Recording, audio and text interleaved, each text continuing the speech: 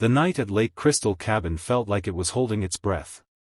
The air was cold, sharper than usual, as if it sensed what was coming. I sat inside, facing the woman who had become both my ally and my weakness, Evelyn Hart, the state attorney general. A stack of confidential documents lay between us on the wooden table, missing HOA funds, fraudulent tax records, even unexplained disappearances tied to the neighborhoods Karen Miller controlled. The fire in the stone fireplace flickered low, casting a dim golden glow over Evelyn's face. She looked calm, but her eyes told a different story. She knew danger was close. We both did. We had planned to finalize our evidence tonight before taking it to the governor. We thought the cabin was safe, isolated, untraceable. No signal, no cameras, no neighbors. But that night, someone else found us.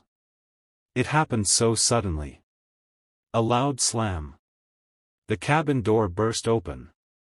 A beam from a flashlight cut through the darkness like a blade. Heavy footsteps followed. She didn't knock, of course she didn't.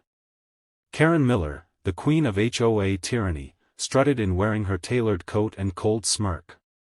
She looked at me first, like I was a bug crawling across her perfectly clean surface. In violation of HOA Code Section 9, she said firmly, I have full right to inspect this property without notice. Her voice was like ice, sharp, proud, threatening. She had no legal authority here, but people like her didn't care about rules. They only cared about control. She scanned the cabin with a predator's gaze, taking mental notes of everything, the files, the laptop, the woman beside me. But she didn't recognize Evelyn. Not yet. Part of me wished she wouldn't. But part of me hoped she would, because everything she was about to do would destroy her. Karen dropped a folder on the table. I've been watching this cabin. Someone's been making suspicious visits. Bank activity. Lights on at odd hours. And now I find two people meeting alone, at midnight. Care to explain? Her assumption was simple, she believed she had cornered a petty rule-breaker. She didn't know this cabin was rented under a covert legal program. She didn't know, she had just barged into an active CID-level operation. I glanced at Evelyn. She gave me a slight nod, a signal we'd practiced. Stay calm. Let her talk. Karen paced like a prosecutor in court, flipping open her file. Photographs spilled out, camera angles that clearly came from illegal surveillance. Shots of cars. License plates. Even me standing outside once, smoking. She'd been watching us.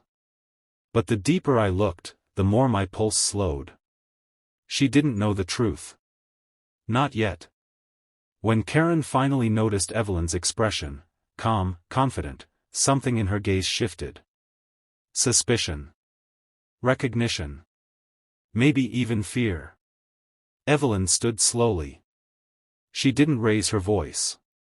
She didn't threaten. She simply said, "You're trespassing."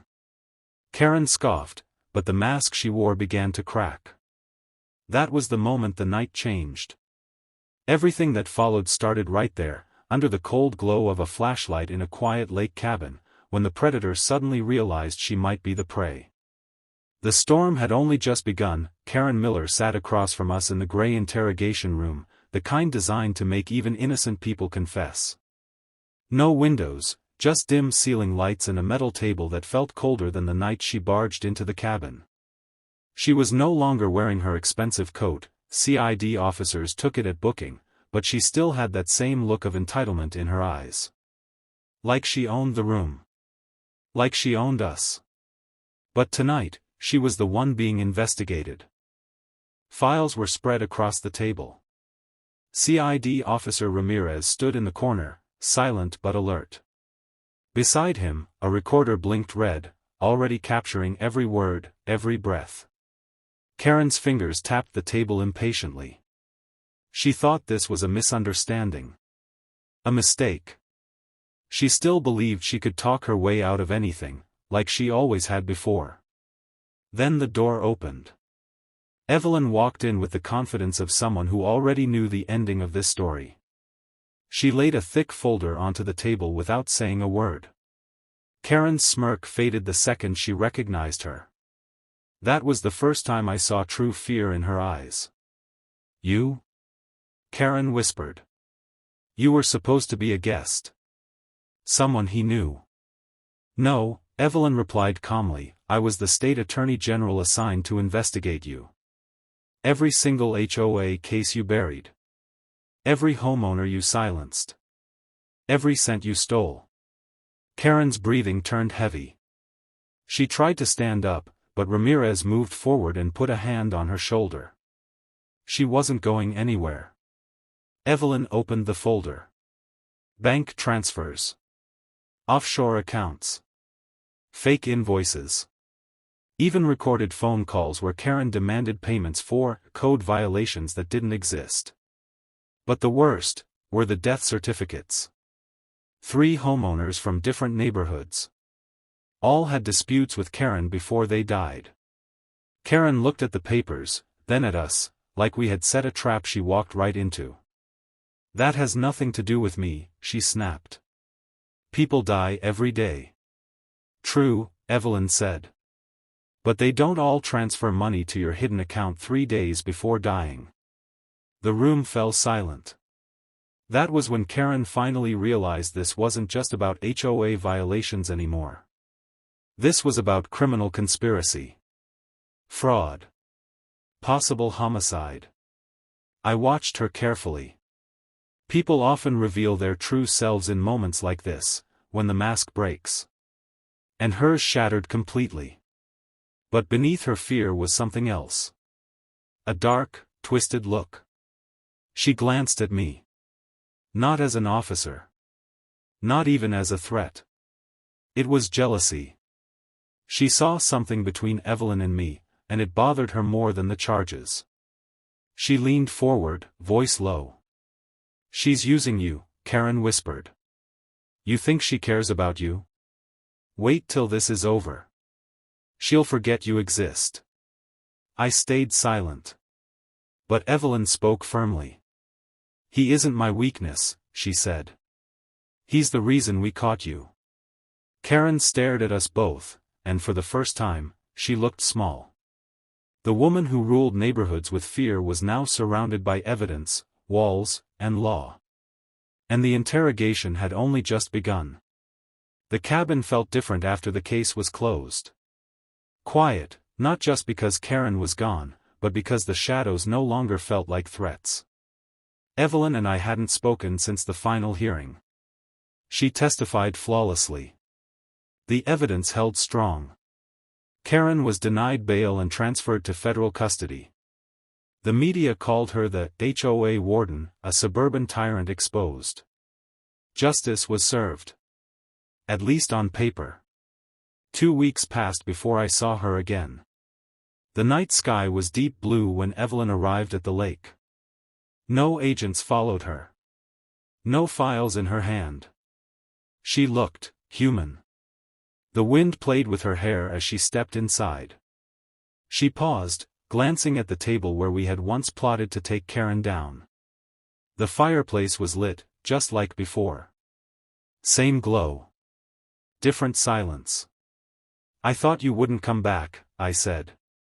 "I wasn't sure I should." Her voice was softer than I remembered. She walked toward the window and looked out at the lake. The water was still. Moonlight spread over it like a thin sheet of silver.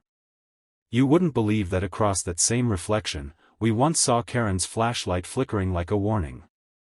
But memories fade the way bruises do, slowly, but they do fade. I poured 2 cups of coffee.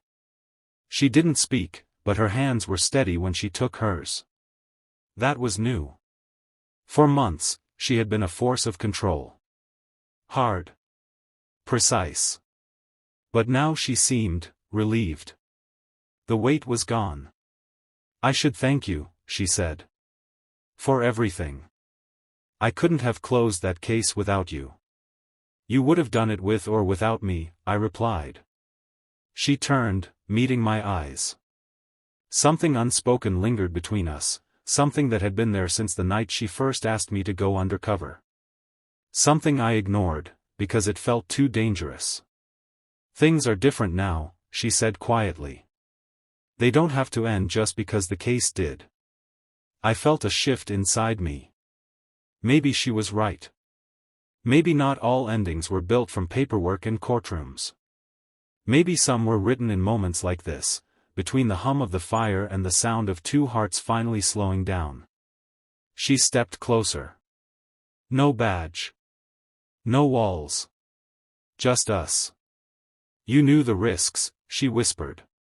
You still stayed. Would you have done the same for me? Her answer came without hesitation. Yes. There was nothing left to question after that. The case was over, but something else felt like it was just beginning.